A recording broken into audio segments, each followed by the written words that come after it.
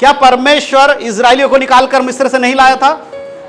क्या लाल समुद्र मिस्र से जो आते टाइम लाल समुद्र को दो भागों में परमेश्वर इजरायलियों के लिए नहीं बांटा? क्या परमेश्वर ने इजरायलियों को जंगल में मन्ना नहीं खिलाया? क्या परमेश्वर ने उनके लिए वो काम नहीं किया जो आज तक कभी नहीं हुआ? जितने साल तक वो उस जंगल में रहे, वचन में लिखा उनके वस्त्र, उनके पांव के चप्पल तक नहीं फटे। हालेलुया! क्या ये सब परमेश्वर ने नहीं किया? फिर मूसा कहता है याद रख कि ये तेरे प्रजा के लोग हैं। हालेलुया! ऐसी नौबत क्यों आई? क्यों परमेश्वर को मूसा कहता है कि ये तेरे लोग हैं, इनको भूलना मत? जानते हैं उसका कारण क्या है?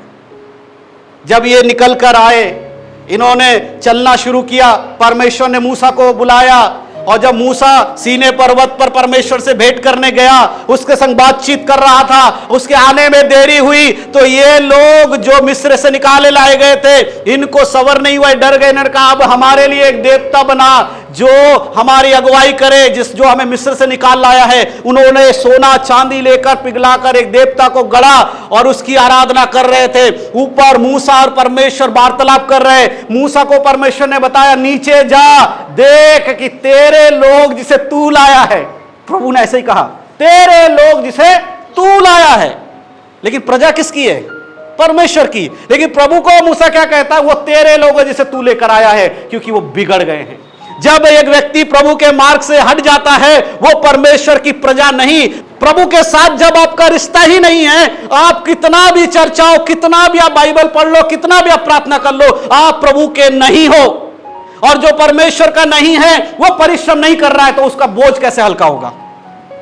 मूसा को प्रभु कहता है तेरे लोग बिगड़ गए हैं, जाकर देख नीचे। मूसा कहता परमेश्वर चिंता मत करो, गुस्सा मत हो, वो अभी पर्वत पे है।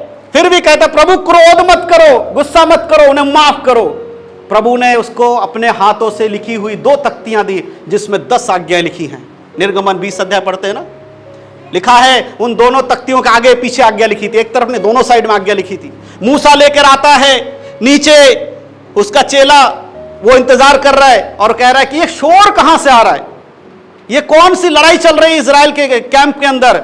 ये कौन आपस में लड़ रहा है, कौन जीत रहा है? मूसा कहता कोई लड़ नहीं रहा है, कोई जीत नहीं रहा, कोई हार नहीं रहा, परंतु ये तो नाच गाने की आवाज आ रही है। हालेलुया! और जब वो वहां पहुंचते हैं, देखते हैं कि वो सोने का मूर्ति बनाकर उसके आगे दंडवत कर रहे हैं, उसको बलि चढ़ा रहे। ये गलती था। लेकिन इसके बाद यहां हम पढ़ते हैं परमेश्वर के पास ये फिर गया, ये दोबारा परमेश्वर के पास पहुंचा और जाके कहता याद रख कि वो तेरी प्रजा है। क्यों बोला? क्योंकि परमेश्वर ने उससे कहा था देख जिसे तू लेकर आया है वो बिगड़ गए हैं। अब ये जाकर बताता प्रभु वो मेरे नहीं तेरे प्रजा है। हालेलुया! वापस परमेश्वर से मेल कराने के लिए कौन गया है? मूसा गया है।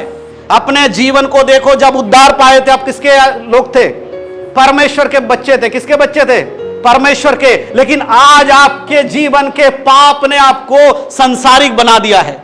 अब प्रभु नहीं कहेगा ये मेरा बेटा है, प्रभु नहीं कहेगा ये मेरी बेटी है, प्रभु कहेगा वो बिगड़ गए हैं, वो मेरे नहीं है। हालेलुया! लेकिन अगर मूसा के समान हम परमेश्वर के पास आते हैं और कहते प्रभु याद रख कि तूने हमें उद्धार दिया है,